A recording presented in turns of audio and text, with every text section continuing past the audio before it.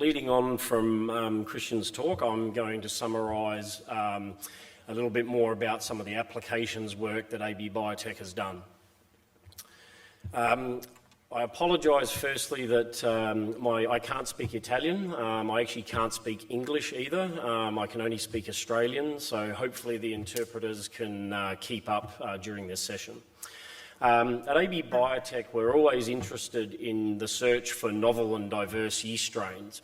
And what really piqued our interest was a couple of publications from Christian's group at the AWRI, which identified yeast and non-conventional non-Saccharomyces cerevisiae yeast that could produce lower levels of alcohol. There was also improved sensory attributes, which we had a keen interest in. And so following this, we contacted the AWRI and worked out a research agreement where we could look at making these yeast strains as active dried yeast cultures. But we had to overcome a set of challenges during this process. As Christian touched on, Mishnekalia really like oxygen. They grow in aerobic environments much better, and so that requires our production methods to be altered a little bit in order to grow yeast biomass. The nutritional requirements of Mishnekalia are quite different as well to the standard commercial wine strains of Saccharomyces cerevisiae, so you need to feed them different nutrients. Their physical characteristics are also quite different. They have a much smaller cell size and they tend to agglomerate, which means our downstream processing procedures actually have to be modified and changed during the dewatering and the washing steps. The drying process itself also had to be changed in order to preserve strain vitality. Most Saccharomyces cerevisiae take up trehalose as an internal storage carbohydrate, and that means that the cell walls and membranes dry down much better, and you end up with a better vitality and viability in your active dried yeast. And as a side point, Mishnekalia do grow slowly in grape juice ferment. So it is quite a challenging process that we had to overcome. But we were able to make these novel yeast strains as active dried yeast. I also should highlight that we did take the Saccharomyces euvarum that Christian mentioned, and we did make an active dried yeast from that, and we got exactly the same properties of meat, vegetal and barnyard. If anybody has keen interest in making wines of that style, please let me know, but we don't think it's very attractive at all. So following success of making an active dried yeast, we moved into applications trials in the 2017 vintage. And we chose a relatively high brix Shiraz and Cabernet Sauvignon. The fermentation conditions were done in triplicate and done in relatively standard winemaking conditions. The yeast chosen was the Mishnekalia pulcherima from the AWRI, which here is written as AWRI 1149. We also included some Saccharomyces cerevisiae controls, which were Maravan PDM and Maravan AWRI 796, and we wanted to look at uninoculated fermentations as controls. We used a low and a high dosage rate to see whether the implantation of the yeast was different now that we're using non-sterile juices rather than sterile juices. And an important point was we had to co-inoculate with a cerevisiae, which was AWRI 796, because Mishnekalia can only tolerate about 6 to 7% ethanol. At least this Mishnekalia pulcherima strain could only tolerate that amount. We know that some other pulcherimas can only tolerate 2 or 3%, so this was quite a different Mishnekalia pulcherima than some of those in the literature. Just to present some initial results from the 2017 data, a lot of the chemistry and sensory results in 2017 were exactly the same as 2018, very reproducible, so I'm only going to show you the 2018 data. But essentially the 2017 data showed us that we have a 2 to 3 day delay in onset of fermentation, which is typical for this particular strain. But then it undertook fermentation very strongly. The black arrow there on the top graph shows when 796 was sequentially inoculated to ensure the fermentations finished nice and strongly. We did do a lot of genetic tests to ensure that we were seeing the Mischnickauia present, and that's present on the gel photo there, showing the RFLP fragmentations, and it wasn't just wild yeast overtaking the ferment. But unfortunately, we didn't see the lowering of the alcohol like Christian's group was seeing at AWRI in sterile or conditions that were more conducive to lab conditions. So why was this the case? It was a little disappointing. Was it due to our cell dosage rates? Were there background Cerevisiae starting to grow up? Was it the background present in our dry yeast? Was it temperatures or incorrect sulfur additions? Or was it actually making this culture into a dry yeast that was the problem? And so we quickly wanted to do some checks, and we took some isolates from the dry yeast and then did fermentations with those isolates. And what you see here on the graph is that compared to a Saccharomyces cerevisiae control, the pure culture of the original isolate was able to ferment very, very slowly, which is typical of the Mischnickauia profile. The S isolates are from the pure culture, and the M isolates are taken from the dry yeast. So the important take-home message here for us was that the dry yeast preparation method was not actually affecting the capability of the Mischnickauia pulcherrima AWRI 1149 to lower alcohol yields. So there were other influences at play. As a result of this, we went into the 2018 vintage with a set of different specifications and modifications to our protocols, and we tweaked the parameters just a little bit. Once again, we used fairly standard winemaking conditions, and we used this time a slight variant on the original culture, which was at AWRI 1149. There was a non-flocculent version. 1149, as I said, tends to agglomerate and clump, but 3050 was an isolate that actually doesn't clump and is non-flocculent. So we made that as an active dried yeast as well. And once again, we took the Cerevisiae and uninoculated controls along as well.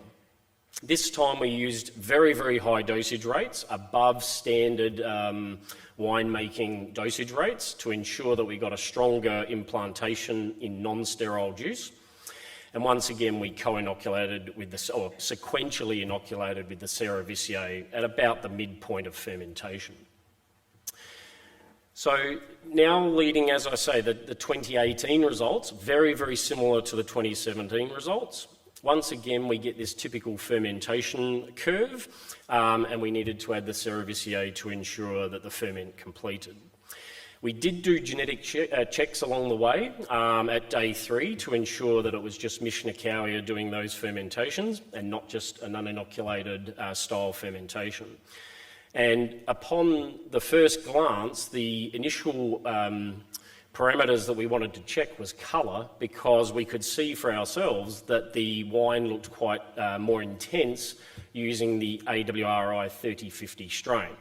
And it was the total anthocyanins that were much higher and statistically significantly higher, as well as the tannin concentrations were also higher. So this was leading towards an improved colour intensity from using this yeast strain. Looking at the Cabernet Sauvignon, very, very similar once again, very strong implantation, although I'm not showing the genetic implantation data. And once again, colour differences were obvious. So the density was increased above the Cerevisiae strains. Total anthocyanins were also higher than the Cerevisiae strains, and non-bleachable pigments were higher as well. So this all led to a greater colour intensity using the AWRI 3050 strain, even more so than the original 1149 culture. So that led us to then moving in towards the chemistry and sensory, looking at these wines, and firstly the Charettes.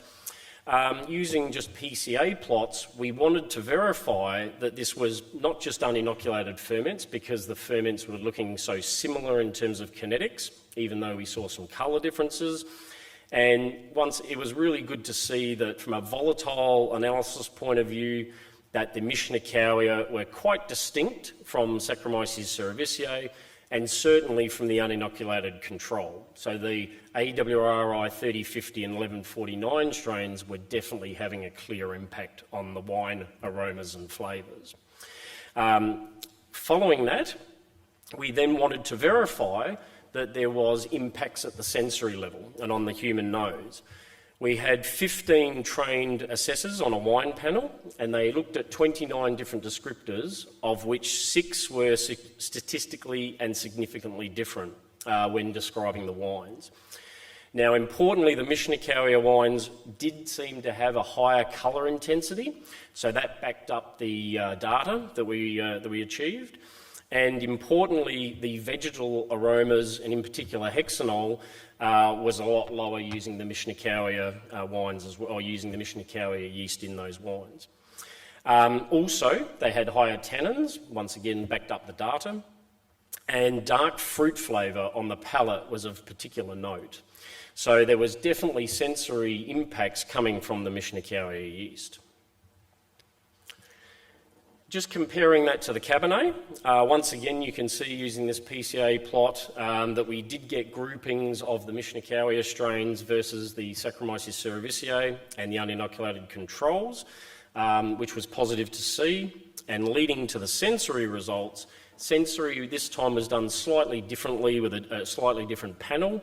But the Saccharomyces cerevisiae wines, even though Maravan PDM and Maravan AWRI 796 are not seen as high H2S producers, those wines produced with those yeasts did seem to have more sulphur notes compared to Mischnickauer. We don't have any evidence yet whether it's the Mischnickauer masking it because of the aromas it's producing, or whether it's naturally able to produce lower levels of sulphur. The AWRI 3050 wines did reflect exactly the same as the Shiraz, where it was reported that it had a darker fruit intensity on the nose and on the palate. And the Mischnickauer wines, once again, were quite separate from the controls.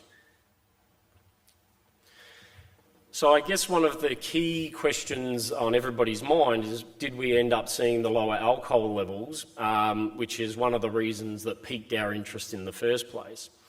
Unfortunately for the Shiraz, we didn't see a lowering of alcohol concentrations, but in the Cabernet, we seem to have achieved anywhere between 0.3 and 0.4% volume per volume lower ethanol in the final wines compared to the Saccharomyces cerevisiae controls.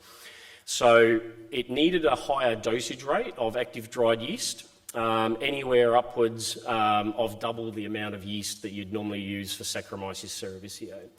So this was a positive lead for us. We still need to do a lot more research and identification on what impacts are behind not achieving higher yields, as opposed to obviously in non-sterile juice, it's very different to sterile juice with the background that you have, but there are other effects at play that we need to identify. So just to summarise the two trials year in, year out, we are seeing consistent characteristics in both the Shiraz and the Cabernet Sauvignon. In particular, we're seeing higher scores for positive characters and lower scores for negative characters using the Mischnickauer yeast versus the standard commercial Saccharomyces cerevisiae. Importantly, higher dosage rates of active dried yeast may lead to lower ethanol concentrations. We still need to do a lot more work on this, and so we'll be working in collaboration with the AWRI to work out a better methodology and protocol for achieving as much alcohol lowering as possible. And I guess the conclusion from this is that results of these trials are showing that Mischnickauer Pulcherima strains 1149, and in particular the AWRI 3050 strain, do enable winemakers to use this yeast as a tool to improve your wine sensorially with the potential to decrease ethanol. And this outcome will hopefully add a lot of value to our customers and the winemaking process. So what does that mean for us? That means the release of a new product. And this product is going to be called Maravan AWRI Obsession. It will be available for commercial trials in the 2019 European vintage. It is based on the AWRI 3050 strain. And with this strain, with this product, you will be able to increase the colour in your wine. So if colour is an issue in certain regions and for certain winemakers, we definitely recommend a look at using this yeast for trials. Obsession also produces a more complex aroma profile, and that wines made with the AWRI Obsession strain will give you more fruit and complexity compared to the standard commercial Saccharomyces cerevisiae strains that are available. Thank you very much for listening. Just finally, some acknowledgements. I'd like to very much thank Christian and all his work and efforts to produce the data and support us, as well as the AB Biotek colleagues for all their support in producing data for this presentation. Thank you very much.